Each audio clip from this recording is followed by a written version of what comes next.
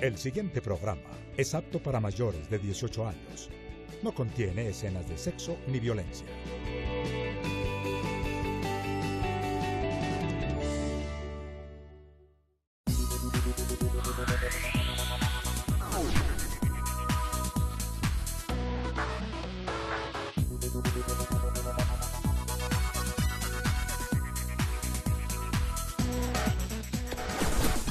Diálogo Mayor, análisis, debate y opinión.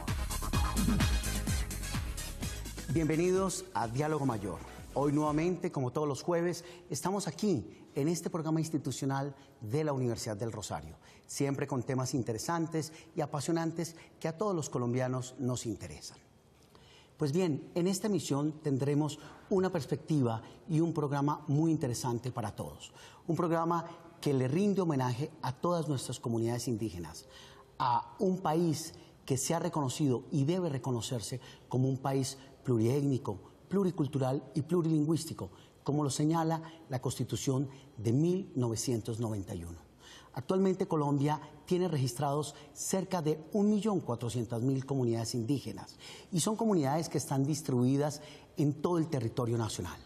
Colombia ha sido reconocido como un país que está constituido por comunidades afro, comunidades indígenas, raizales y por grupos gitanos. Es decir, somos un país en donde la diversidad brilla constantemente. Para trabajar este tema de primer orden y de primera necesidad, porque lo hemos desconocido históricamente, pues hemos traído dos expertos y líderes y representantes de estas comunidades indígenas, que hoy en el país, quiero comentarles, son más de 90. Pues bien, tengo al lado izquierdo mío a la profesora investigadora Ángela de la Universidad del Rosario. Muchas gracias por acompañarnos, Ángela. A ti, Antonio, muchas gracias. Pues también tenemos con nosotros a un representante de la comunidad tairona. Por supuesto, está con nosotros Norey Quiragua, representante de la Confederación Indígena Tairona. Bienvenido al programa. Muchísimas gracias, Antonio, a este Diálogo Mayor. Perfecto. Con ellos vamos a abordar este tema. Vamos a introducirnos en este tema que hemos olvidado.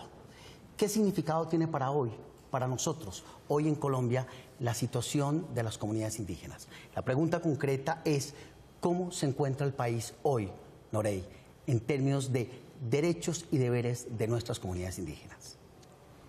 Antonio, lo primero que tenemos que decir es que desde la Constitución de 1991, donde se les reconocen varios derechos fundamentales a los pueblos indígenas, como derecho al territorio, derecho al gobierno, al autogobierno, derecho a una jurisdicción especial indígena, derechos también a una figura político-administrativa propia, como son los territorios indígenas.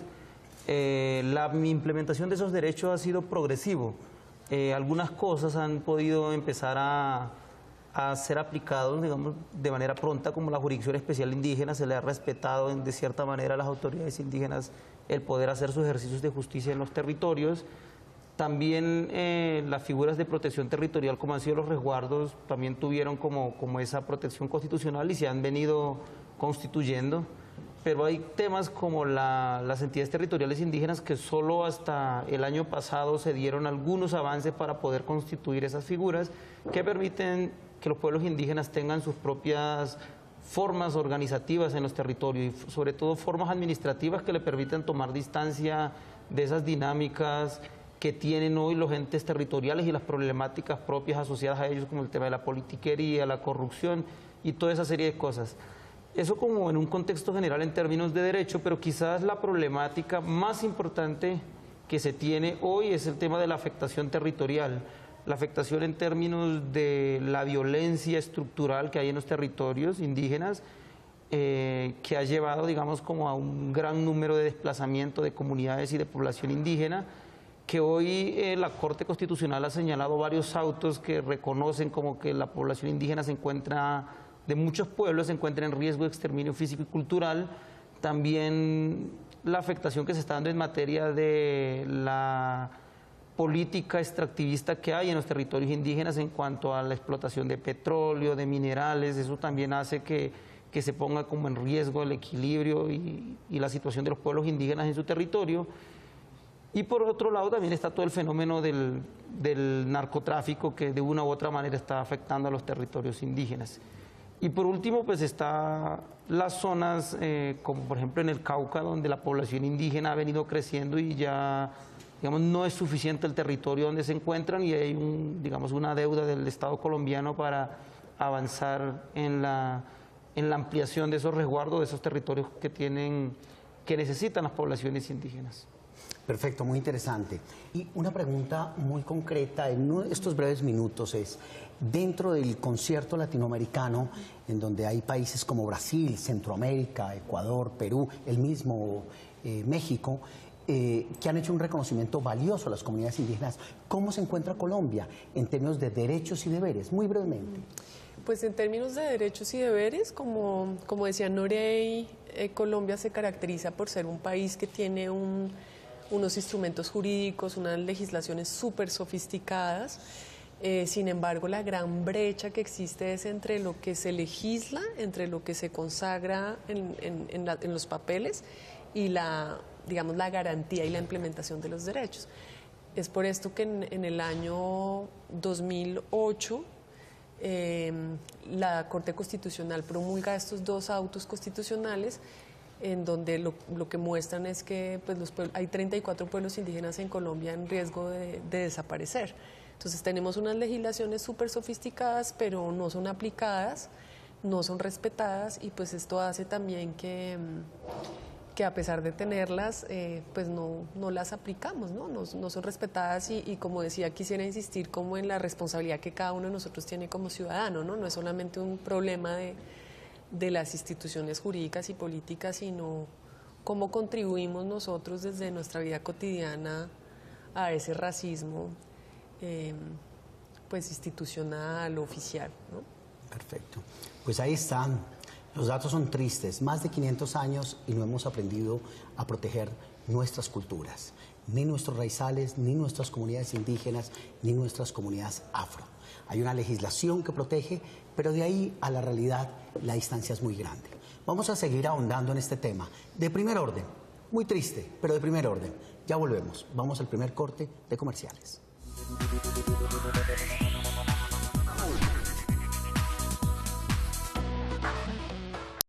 Con más de 363 años, la Universidad del Rosario ha formado a los mejores profesionales de Colombia, destacándose como una de las academias con más tradición en la educación superior. Universidad del Rosario, hacemos historia.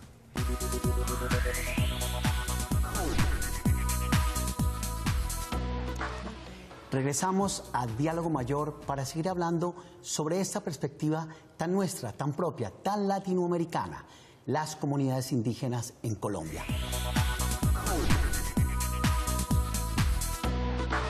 Bueno, yo pienso que las comunidades indígenas fueron los primeros que estuvieron aquí en la tierra, ¿no? Pues en nuestro territorio, y son los más olvidados, ¿no? Pues yo creo que el gobierno sí los ha mantenido un poco al límite, no les ha dado la atención que ellos verdaderamente merecen. Han sido siempre grupos que se han mantenido un poco segregados y que merecen un poco más importancia de parte del gobierno, que estén más atentos a sus necesidades. Bueno, pues creo que las comunidades indígenas y el campesinado en general están muy mal porque sus condiciones económicas no son las mejores y el gobierno no las respeta y no atiende sus solicitudes. Yo creo que el aspecto de las etnias en Colombia está muy bien porque realmente todas las cosas que quieren las logran. ¿Cómo? Que hacen huelgas, hacen paros, paran este país cuando les provoca y hacen lo que ellos quieren. Eso es un avance muy grande, algo que nunca antes tenían. Por eso considero que hoy por hoy las etnias indígenas y afrocolombianas tienen muchas más ventajas que nosotros, que no tenemos nada que ver con ese cuento. Considero que tanto los indígenas como las comunidades negras y también los campesinos han sido las principales víctimas de este conflicto, ¿no? Y pues el Estado les ha dado mucho la espalda a estas comunidades, no ha reconocido, pues primero el lugar que ellos tienen aquí es primordial para no los hemos reconocido como colombianos también. Y yo creo que parte de eso es que ellos estén en ese momento tan discriminados y tan ausentes. Las políticas sociales y las políticas públicas no piensan en ellos.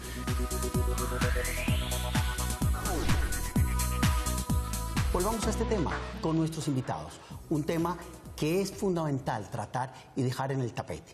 Pues bien, la pregunta siguiente es, en estos temas de los diálogos de paz, los acuerdos de La Habana, hay varios temas que no parecen dentro del tintero. Hay temas que no parecen visibles a la opinión pública. Uno de ellos es el tema medioambiental. Hace unos días teníamos de invitados a expertos en temas de cambio climático. Yo quisiera saber si las comunidades indígenas se sienten hoy representadas en los acuerdos de paz de La Habana. Antonio, en primer lugar, nosotros tenemos que decir que nuestra presencia en La Habana es necesaria no para tocar temas de interés nuestro allí en sentido de reivindicación de derechos nuestros, porque obviamente no es una mesa donde hayan actores nuestros que estén sentados negociando, pero sí es necesario que se observen ciertos acuerdos que se están abordando allí que podrían de una u otra manera tocar nuestros intereses en temas territoriales, por decir algo. ¿Dónde se van a desarrollar las zonas de concentración de los desmovilizados de la guerrilla? Se sospecha que gran parte de esas zonas van a estar en zonas que hoy son resguardos, son territorios ocupados por los pueblos indígenas. Entonces, de cierta manera, eso es llevar nuevamente como el posconflicto directo al corazón de donde están asentados los pueblos indígenas, y a pesar de que ya pues por muchos años hemos venido viviendo el tema del conflicto y estamos apoyando que la paz se dé, pues no queremos que también los acuerdos sean una nueva forma de impactar la paz y digamos como la armonía en los territorios. Eso por un lado. Y el otro tema es el tema de la participación política. Es decir, hay unas poblaciones que a raíz de toda la historia de Colombia han sido excluidas, como es el caso de la población indígena, no ha tenido una representación política ni una participación política, digamos, de manera sustancial. Entonces, ¿cómo actores hoy como las FARC llegan a tener una gran representación política? Y eso lo que nos indica es que parece que a veces por la vía de las armas, de la vía también violenta, pues se pueden ganar y conquistar más espacios que incluso desde el mismo ejercicio del cumplimiento de la ley y de estar allí como en su misma condición. Perfecto. Ángela, el reporte de ustedes en este momento, en este programa, es unos pueblos indígenas que se les ha negado educación, unos pueblos indígenas que han tenido una sistemática violación de sus derechos humanos, unos pueblos indígenas expropiados, unos pueblos indígenas que han sido violentados por guerrilla, paramilitares y narcotráfico, unos pueblos indígenas desplazados, al borde de límites de pobreza absoluta, con problemas de tierra. Todo ese escenario tan crítico para una población indígena, ¿por qué no aparece en los diálogos de paz? ¿Qué podemos hacer? ¿Qué recomendamos? No puede haber una paz completa si un pueblo que hoy suma más o menos 1.400.000 habitantes no están incluidos. ¿Qué podemos hacer? Pues lo primero que yo quisiera decir es que este proceso de exclusión que se está dando en Colombia de los pueblos indígenas y sus organizaciones en los diálogos de La Habana no es una característica solamente del gobierno colombiano. Desafortunadamente, en otros procesos de paz, como el guatemalteco, todos los procesos de paz en Centroamérica, en Perú, en Filipinas, actualmente están en proceso de paz, ha sido una constante. O sea, los gobiernos del mundo no han consultado los acuerdos de paz ni han permitido que las organizaciones y los pueblos indígenas participen en los diálogos de paz. Esto es terriblemente grave, ¿no? Además de lo que nos decía Norey, consiste en una concepción del derecho a la paz como un derecho superior a los derechos ya conquistados en la Constitución del 91 para los pueblos indígenas. Y esto es muy grave porque en el momento en que los acuerdos de paz se van a implementar en los territorios indígenas, van a ser sus organizaciones y los comuneros de los resguardos quienes se van a ver más afectados por los 6 puntos de negociación actualmente con las FARC y con los 6 puntos del ELN. Entonces, en ese sentido, como institución académica, que trabajamos además desde la perspectiva internacional, es urgente que la Comisión Étnica, que está pendiente de hacer presencia en La Habana, allí también hay un problema en las distintas concepciones que se tienen sobre el rol que va a jugar esa comisión étnica, ¿no? Para las FARC se trata simplemente de una audiencia y para el gobierno colombiano de una visita. Entonces, en uno y en otro caso es importante que se tome realmente en serio la voz de los pueblos indígenas. protegida con instrumentos internacionales, porque sin ellos la construcción de la paz desde lo local no va a ser viable. Muy triste que dentro de los diálogos de La Habana el gran ausente sean nuestras comunidades indígenas. Tengo conocimiento que la Universidad del Rosario, a partir de su trabajo, profesora, lidera un proyecto muy interesante, que es una escuela de diplomacia intercultural, de diplomacia indígena. ¿En qué consiste el proyecto? ¿Qué herramientas entrega? ¿Para qué les sirve a las comunidades indígenas que desde la academia, con una mirada muy de Occidente, podamos dar entrenamiento, capacitación en algunas técnicas que los pueblos indígenas no conocen? ¿Es posible? ¿Qué hace la escuela? Básicamente, pues tratamos de atender las necesidades que tienen las comunidades indígenas en términos de educación superior, de acceso a la educación superior, pero nos relacionamos con las comunidades desde un diálogo de saberes, ¿no? No pensamos que haya como un actor, como las universidades, que tengan más conocimiento que los sabios y los saberes tan ricos que poseen los distintos pueblos indígenas del país. Y en ese sentido, pues vamos a donde se nos invita y desde una posición pues muy humilde, ¿no? Más bien de compartir, de intercambiar conocimientos para construir justamente paz. Pues muy bien, muy interesante. Eso se llama responsabilidad social universitaria. Una universidad que le apuesta a la paz y una universidad que le apuesta con la Escuela de Diplomacia Indígena a formar mejores ciudadanos y a reivindicar los derechos de nuestras comunidades indígenas. Vamos al segundo corte comerciales y ya regresamos.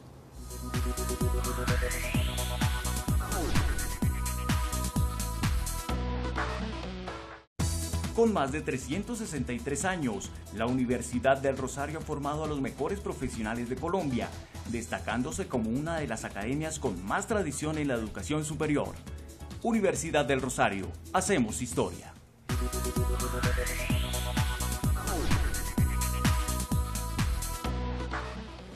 Gracias por continuar con nosotros en Diálogo Mayor. Este es su programa institucional de la Universidad del Rosario. Pues bien, venimos hablando de los derechos y deberes de nuestras comunidades indígenas, la necesidad de que hagan parte fundamental de la vida económica, política, social y cultural.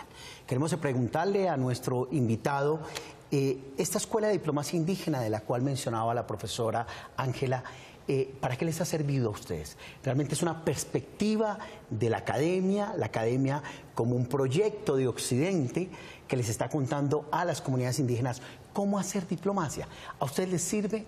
¿De qué les ha servido?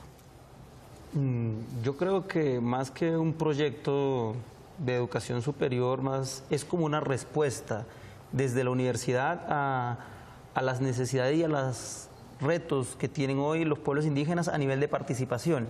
Diplomacia es como la sombrilla, pero abajo de esa palabra pues se pueden ubicar muchos temas que hoy vienen andando desde el pueblo arhuaco, por ejemplo, en particular. Entonces voy a mencionar 4 temas, por ejemplo, que la escuela conceptualmente, teóricamente, a través de compartir experiencias de otras partes, nos ha ayudado como a ir enfocando y a darle una orientación al interior de mi pueblo. Bueno, uno es el tema de la participación que tenemos como organización Confederación Indígena Tairona en la Mesa Permanente de Concertación, que es como la máxima instancia de diálogo que se tiene entre los pueblos indígenas y el gobierno. Fue de los primeros temas que la escuela trabajó, digamos, cómo era ese panorama nacional y cómo debería ser una buena participación allí. Y hoy, digamos, 3 años después de que la escuela ha empezado a trabajar dentro del pueblo arhuaco, pues tenemos una participación mucho más cualificada allí. Otra también es los temas que hemos tocado a nivel de procesos políticos electorales. Hemos hablado mucho de la teoría política, mucho de los temas electorales, del tema de transparencia electoral con la MOE, que ha tenido la oportunidad también de acompañar en los procesos. Y recientemente acabamos de salir en las elecciones pasadas de una participación política del pueblo arhuaco por primera vez en un ejercicio local, en una alcaldía, digamos, de excelentes resultados. No ganamos, pero digamos la experiencia sigue siendo aún hoy muy importante. Otro es el tema de la investigación desde nuestra propia visión, digamos, la investigación que hacen hoy los docentes en territorio. La escuela ha podido trabajar con gran parte de los docentes de nuestro pueblo, quienes hoy, digamos, tienen también una perspectiva de avanzada de las de las nuevas formas de investigación, nuevas herramientas de investigación, y un tema quizás que va a estar muy de moda en los próximos tiempos, pero que ya nosotros a lo largo de los diplomados y el trabajo de la escuela hemos trabajado en nuestro pueblo, el tema de memoria. También cómo es la recuperación de toda esa memoria histórica de lo que ha sido diferentes temas en nuestro pueblo, la lucha por el territorio, el tema de la educación, el tema de la misma diplomacia.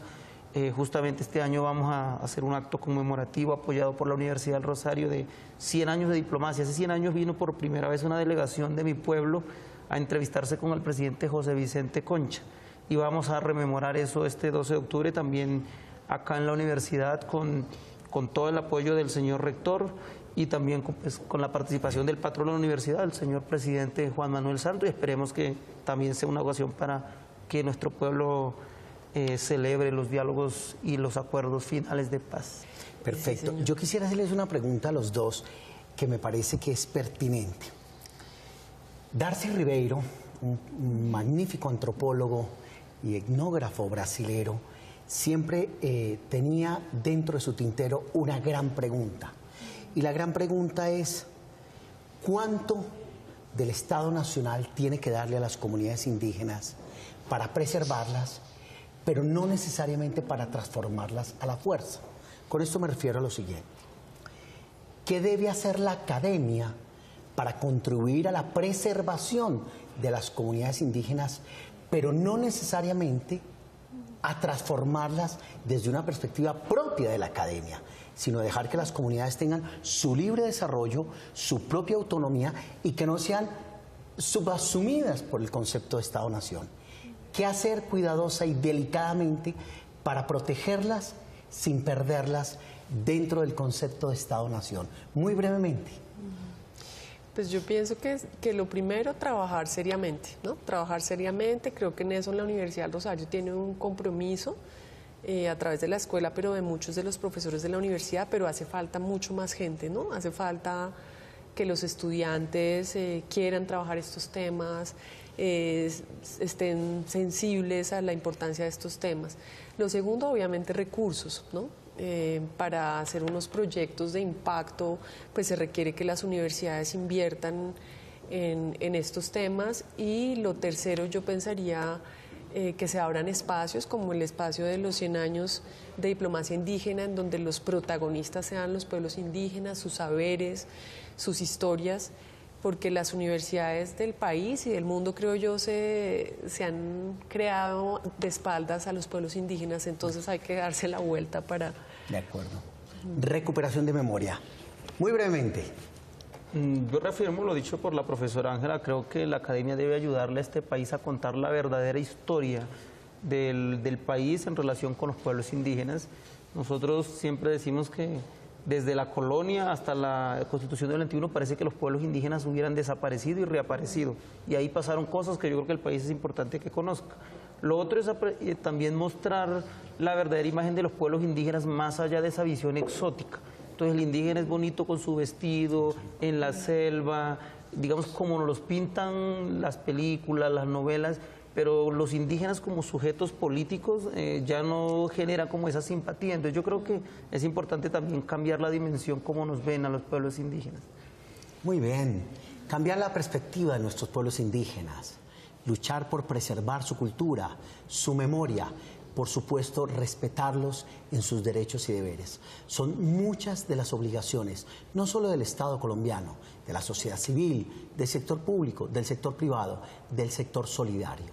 La única manera de tener un acuerdo de paz formalmente integral, bien constituido, es no dejar por fuera de estos acuerdos temas medioambientales y, por supuesto, a nuestras minorías étnicas. Los pueblos afro, los pueblos indígenas, los pueblos romaní o gitanos y, por supuesto, los raizales son también Colombia. Merecen nuestro aprecio, nuestro cariño y estar integrados dentro de los grandes acuerdos de La Habana. Esperamos que este programa haya sido del interés para todos ustedes. No nos olviden, síganos por favor en las redes sociales. Ahí estamos presentes. Nos volveremos a ver en una próxima oportunidad. Feliz noche.